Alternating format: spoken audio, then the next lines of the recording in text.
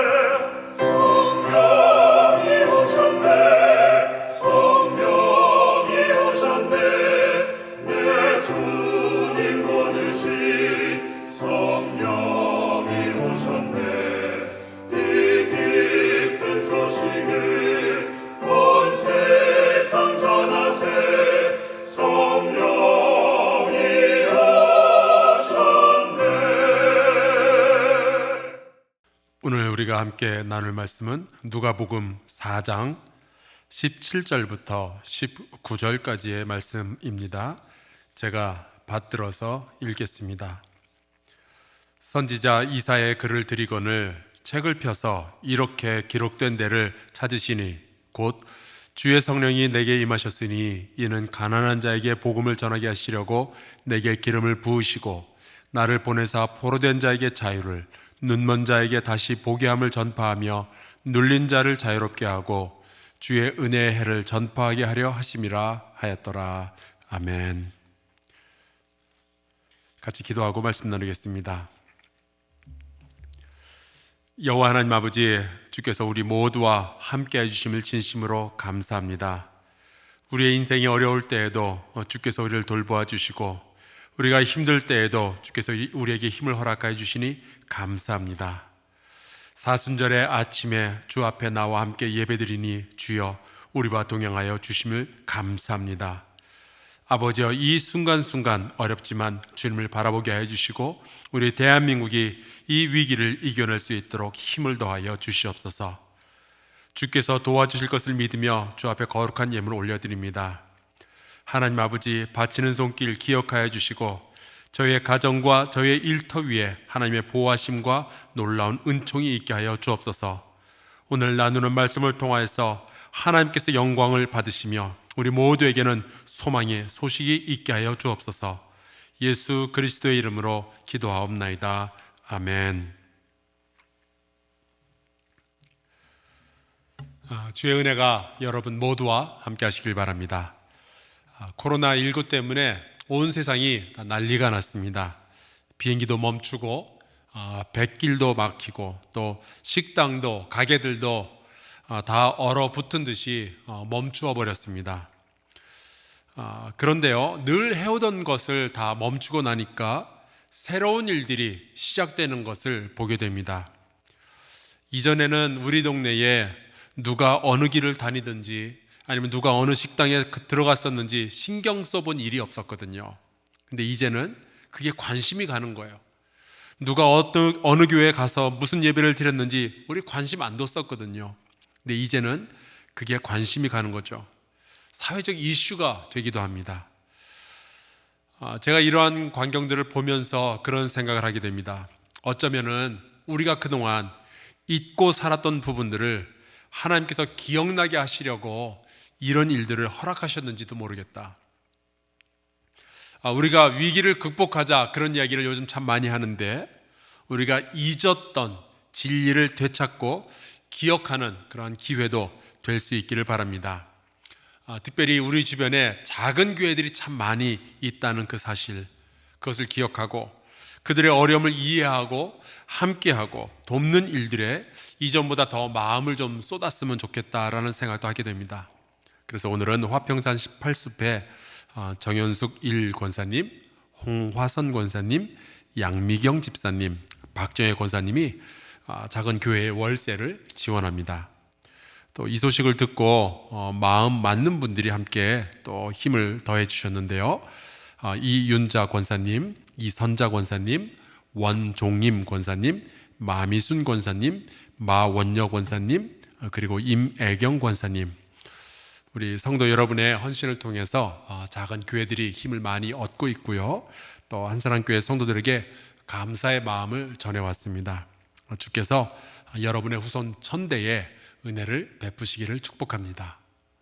어제부터 우리가 성령의 능력에 대해서 함께 말씀을 나누고 있는데요. 우리가 아무래도 능력 그러면은 성령님과 관련이 많이 있다라는 것은 성경을 읽어보는 사람은 누구나 다 알게 됩니다. 어제는 성령이 우리를 하나님께 붙들어 놓는 그러한 능력이다라는 말씀을 함께 나누었습니다. 다윗은 그 진리를 경험으로 깨달았기 때문에 죄를 지었을 때 하나님께 간절히 눈물로 기도를 하죠. 주의 성령을 거두지 말아 주옵소서. 그리고 이렇게 기도를 합니다. 자원하는 심령을 주사 나를 붙드소서. 이 자원하는 심령은 영어로 보니까 willing spirit라고 되어 있습니다. 내가 주 앞에 죄를 지었지만 여전히 하나님 앞으로 나아갈 갈망을 갖게 하여 주옵소서, 그런 뜻이에요. 아니, 죄를 지었는데 어떻게 거룩하시고 공의로우신 하나님 앞으로 나아갈 수가 있을까? 아버지께 죄를 지었고 아버지의 은혜를 홀랑 다 날려버렸는데 어떻게 아버지 앞에 다시 나아갈 수가 있겠어요? 벼룩이도 낯짝이 있죠. 그때 성령이, 주의 성령이 우리를 붙드시는 겁니다. 그래도 아버지께 가야 된다. 이 성령께서 저와 여러분을 어떠한 상황 가운데서도 붙잡아 주시기를 주의 이름으로 축복합니다. 오늘은 주님의 성령은 과연 능력이라고 하는데 무엇을 위한 능력인가? 여기에 대해서 여러분과 함께 말씀을 나누어 보려고 합니다. 작년에 미국에서 있었던 일인데 은행에서 다른 계좌로 보내야 할 12만 불을 잘못해서 어떤 부부에게 송금을 했답니다. 이 부부는 갑자기 은행에 돈이 생기니까 이게 어떻게 된 일인가 은행에다가 물어보기보다 그냥 조용히 그걸로 자기네가 평소에 사고 싶었던 캠핑카도 사고, 또 자동차 큰 거 SUV도 사고, 또 1만 5천 불은 선심 쓴답시고 친구들한테 막 나눠주고 그랬대요. 나중에 은행에서 뭔가 잘못됐다는 것을 알고 그 사람들한테 연락해서 돈을 돌려달라라고 했는데 돈이 없으니까 잠적해버린 거예요. 그러다가 붙잡혀서 절도죄로 재판을 받고 있다라는 뉴스가 나온 것을 제가 보았습니다. 돈이 생기긴 했는데 그 돈의 진정한 이유를 몰랐던 사람들이에요. 여러분, 제가 여러분의 통장에 10억 원을 입금해 드린다면, 그리고 여러분 보고 마음대로 쓰십시오 라고 문자를 보낸다면 여러분은 무슨 일을 가장 먼저 하시겠어요? 아마 제 예상대로라면 가장 먼저 11조부터 하실 거예요. 1억 원. 그 다음에는 여러분 같으면 감사헌금을 하실 것 같아요. 그래서 1억 원. 그리고 요즘 우리 교회 교육부 어린이들을 위한 그 공간 리모델링을 저희가 준비하고 있는데 거기다 쓰시라고 또 목적성 헌금 1억 원. 그리고 코로나19 때문에 어려워진 교회들이나 아니면 선교사님들이 좀 힘내시라고 1억 원. 그리고 그렇게 드려도 한 6억 원 정도가 남네요. 요즘 우리 교회 사역자들이 또 우리 방송실이나 다들 힘들고 애써 수고하고 있는데 고기 좀 사드시라고 한 1,000만 원. 그러면은 5억 9천만 원이 남잖아요. 그거 가지고 여러분 뭐 하시겠어요? 아마 여러 가지 생각들을 하시게 될 겁니다. 제가 돈을 먼저 말씀을 드린 이유는 요즘 세상에서는 돈이 능력이고 권력입니다. 돈이 있으면 내가 하고 싶었던 일들을 할 수 있게 되죠. 사실 인류 역사 내내 그런 시기였습니다. 그래서 돈과 권력은 같은 의미이거나 혹은 공생의 관계로 존재했었던 거예요.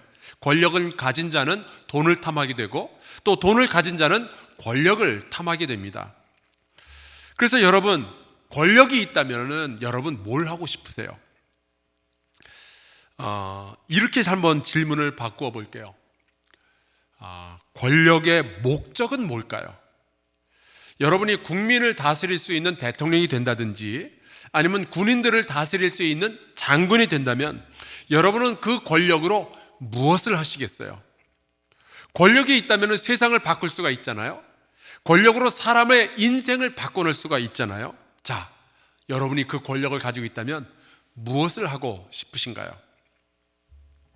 그런데 우리가 정말로 던져야 할 질문은 이겁니다. 우리가 권력이 있다면 무엇을 해야만 할까요?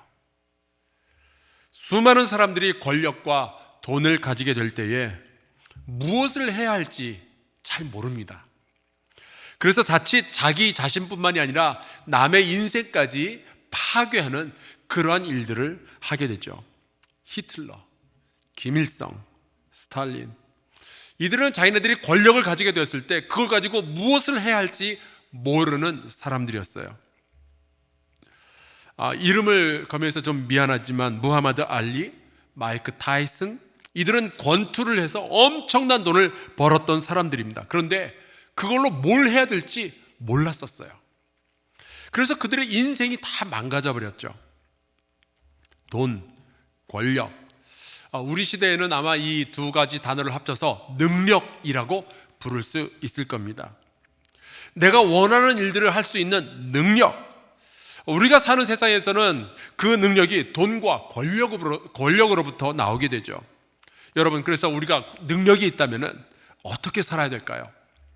우리들 아이들 보고 공부하라고, 성공해야 된다고, 능력자가 돼야 된다고 하고, 좋은 학교 가고 좋은 직장 가져야 된다고 말은 하는데, 그래서 성공하면, 능력을 가지게 되면 어떻게 살아야 된다라고 우리가 말해줄 수 있을까요? 성경에 보면요, 성령은 능력입니다.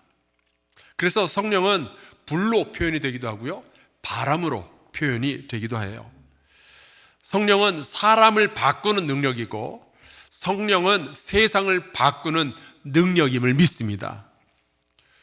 그러니까 한 사람이 성령을 받는다라는 것은요, 바로 그 사람이 뭔가를 바꿀 수 있는 능력을 받게 된다라는 뜻이 되는 거죠. 그런데요, 성령께서는 삼위일체 하나님 중에 한 분이시기 때문에 성령의 능력은 세상의 돈이라든지 세상의 권력과는 비교조차 할 수 없는 엄청나게 큰 능력입니다. 성령의 능력은 세상을 창조하신 하나님의 능력이잖아요. 그렇다면 성령의 능력이 우리에게 임하였을 때 우리는 어떻게 살아야 되고 우리는 어떤 일을 해야 할까요?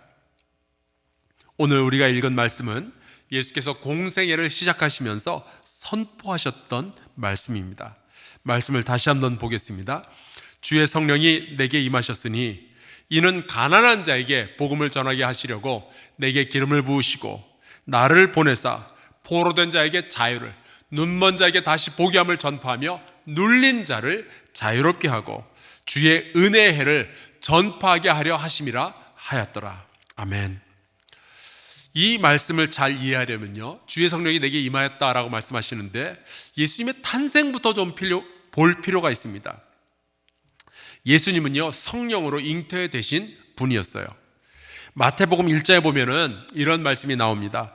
주의 사자가 현몽하여 이르되 다윗의 자손 요셉아, 내 아내 마리아 데려오기를 무서워하지 말라. 그에게 잉태된 자는 성령으로 된 것이라.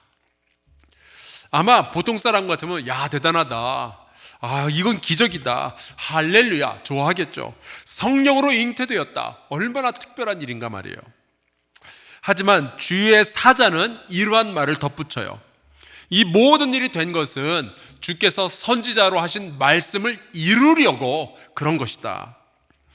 그러면서 하시는 말씀이 이르시되 보라, 처녀가 잉태하여 아들을 낳을 것이요 그의 이름은 임마누엘이라 하리라 하셨으니 이를 번역한 즉 하나님이 우리와 함께 계시다 함이라. 예수께서 성령으로 잉태되신 것은요, 탄생을 특별하게만 만들어주는 것이 아니라 그분의 인생도 특별하기 때문에 그렇게 되는 거다 하는 거죠. 심지어 그분의 죽음마저도 특별하게 만들기 위해서 성령께서 임하여 주신 거고 성령으로 잉태가 되신 거였어요. 그럼 다시 한번 생각해 봅시다. 예수님은 왜 성령으로 잉태되셨는가? 하나님의 사자가 이렇게 말하죠. 주께서 선지자로 하신 말씀을 이루려 하심이니. 그러니까 예수님에게 있어서 성령님이 임하신다라는 것은요, 예수께서 하고 싶은 일을 마음대로 하시기 위해서 능력을 입었다, 그런 뜻이 아니고 하나님의 말씀을 이루는 능력을 가지시게 되었다라는 뜻이 되는 겁니다. 이것을 순서를 한번 살짝 바꿔서 말씀을 드리면 이렇게 할 수 있어요.